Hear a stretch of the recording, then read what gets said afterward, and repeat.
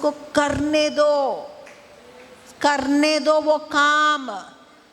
कहीं पर वो आपको घिस रहा है। कितने लोगों को घिसाई हो रही है? हो सकता है पति आपको घिस रहा है हो सकता है सासू माँ घिस रही है ना? हाँ या ना? कहीं ना कहीं हम बहुत घमंडी है, बहुत स्वार्थी है, बहुत मतलबी है, बहुत उतावले हो जाते हैं। हमको रिफॉर्म होना है।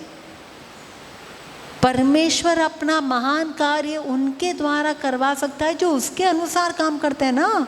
पर अभी तक तो हमारे तौर तरीके तो सारी दुनिया ही है भाई। बदलना है या नहीं बदलना है? यीशु कहता है मेरे पीछे चलने के लिए तुझे थोड़ा तो बदलना पड़ेगा ना। बोलो हालेलुया, हालेलुया। इसलिए इस वेटिंग रूम में आप समझ लेना, परमेश्वर की एक महान योजना है। बोलो हालेलुया। कितने लोग को ये वचन पता है? कितने बजे? 9 से 9:30, 9 o'clock is adoration. We'll just conclude with this, okay? मुझे हर बार समय का ये प्रॉब्लम होता है। Anyways, no problem. एनीवेज, ये वचन जो है इर्मिया का ग्रंथ अध्याय 29 वचन संख्या 11 से 14 हम सब जानते। तेरे बारे में निर्धारित मेरी योजनाएं मैं जानता हूँ, भविष्य की, उज्जवल भविष्य की योजनाएं, आई नो इट। पर ये वचन कब आ रहा है पता है? उसके पहले का वचन पढ़िए। तब 70 साल बीत जाएंगे और फिर मैं जानता हूं तेरे बारे में।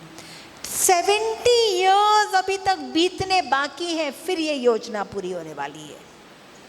वो किनको बता रहे? ये वचन किसके लिए? इर्मिया ने ये पत्र में लिखा है। किसको? निर्वासित लोगों को, जिसको इज़राइल से निर्वासित किया गया था। कहाँ? बाबुल। और बाबुल में ये लोग वहीं पर अपने देश को छोड़कर यहाँ पर पड़े हैं। तो प्रभु ने कहा 70 साल तुम्हें यहाँ रहना है, कुछ काम है, पर वहाँ पर प्रभु का काम करते रहो, प्रार्थना करते रहो, तुम पत्नियां बनाओ, तुम वहाँ घर बनाओ, सब लिखा है या नहीं? हाँ। और फिर 70 साल बीतने के बाद ये होने वाला है। हम केवल ये वचन लेते हैं, बड़ी योजना है, बड़ी योजना है। अरे पहले 70 साल बिताओ यार। हो सकता है हमारा 70 साल तो जिंदगी पूरा हो जाएगा, है ना? भले 70 साल नहीं तो 7 साल, पर प्रभु तो कहीं ना कहीं वेटिंग पीरियड देगा। मर्था और मरियम के जीवन में 4 दिन का वेटिंग पीरियड था। 4 दिन उनके लिए कठोर समय था। नहीं समझ पा रहे थे क्यों ऐसा किया। संदेशा तो भेज दिया। क्या संदेशा भेजा? बोलो। आप जिसे प्यार करते हो वो बीमार है। बोलो। कितने लोग जानते हैं ईश्वर आपके बेटे को प्यार करता है, फिर भी वो शराबी है? हाँ या ना? ये मत सोचना मेरा बेटा शराबी है, पियक्कड़ है, नशा करता है, प्रार्थना में नहीं आता, प्रभु उसको प्यार नहीं करता। ना ना ना, ये कभी सच हो नहीं सकता। प्रभु उन सबको प्यार करता है। आप जिसे प्यार करते हो वो पियक्कड़ है, आप जिसे प्यार करते हो वो जुगारी है, आप जिसे प्यार करते हो वो अल्कोहलिक है, आप जिसे प्यार करते हो वो व्यभिचारी है, आप जिसे प्यार करते हो वो पोर्नोग्राफी में है। सभी आ जाएंगे ये बातों में, पर प्रभु उनको प्यार करता है और प्रभु उनको नया जीवन देने के लिए उनके पास आ रहा है। कई बार वो 4 दिन का वेटिंग पीरियड होगा, प्रभु जानता है। कई बार उनको मरना होगा, फिर प्रभु उनको जिंदा करेगा। बोलो हालेलुया, हालेलुया। मैं सच बता रही हूँ, आपको लग रहा ना मेरा बेटा वो प्रार्थना नहीं करता, एक समय आएगा वो आपसे आगे निकल जाएगा, क्योंकि पिछले ही आगे वाले होने वाले हैं। वो आपसे आगे निकल जाएगा। हाँ, ये मत सोचो मैं बहुत प्रार्थना में हूँ, पीछे वाला आगे आने वाला है। बोलो हालेलुया, बोलो हालेलुया। तो उन्होंने संदेशा भेजा। क्या संदेशा भेजा है? आप जिसे प्यार करते हो वो बीमार है। तब यीशु ने क्या कहा? इस बीमारी से मौत नहीं होगी। ये हम नहीं समझ पाएंगे, पर मौत तो हुई। देखने पर नहीं जाना। उस जो दिखता है वो हमारे लिए एक रियलिटी है, पर उसके बीच, उसके अंदर एक और बड़ा सत्य काम कर रहा है जो प्रभु देखता है, जो हम नहीं देख सकते। इसलिए वचन कहता है हम आंखों देखी बातों पर नहीं चलते, हम विश्वास के साथ चलते हैं। आंख से कुछ दिख रहा होगा, पर you have to walk by faith, not by sight. बोलो आमेन। और उन्होंने देखा, संदेशा भेजा, आशा पूरी थी, जरूर यीशु आएगा, यीशु आएगा, चंगा हो जाएगा। पर भैया का बदन कमजोर हो रहा है, बीमारी बढ़ रही है, बढ़ रही है। आखिर में मरा, दफनाया। पता है मर्था और मरियम को भाई के मरने का इतना दर्द नहीं था, यीशु ना आने का और दर्द था। क्यों नहीं आया? 4 दिन के बाद जब यीशु आया तो यीशु के पास आकर उन्होंने ये नहीं कहा भैया मर गया, आप क्यों आज आए हो, पहले क्यों नहीं आए, भैया जिंदा होता। ये उनके मन में शिकवा है, एक रंजिश है। और यीशु ने कहा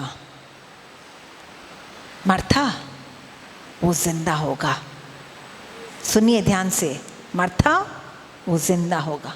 हाँ प्रभु, अंतिम दिन वो जिंदा होगा। मर्था, मैं ही जीवन और पुनरुत्थान हूँ, मैं ही जीवन और पुनरुत्थान हूँ। हालेलुया। और फिर पूछा कहाँ रखा है, लेकर जाओ। यीशु गया कब्र के पास।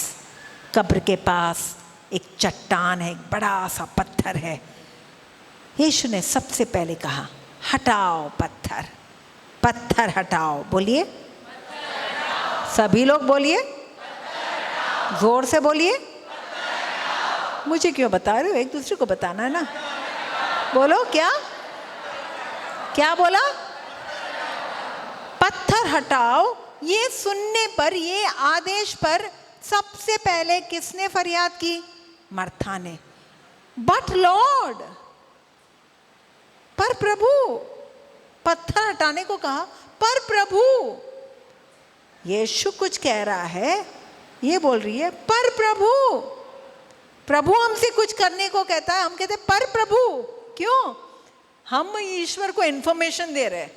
पता है प्रभु 4 दिन का मरा है, जैसे प्रभु को पता नहीं है। प्रभु 4 दिन का मरा है, बदबू आ रही है। ओह, बहुत बड़ी इंफॉर्मेशन दे दी तूने मेरे को।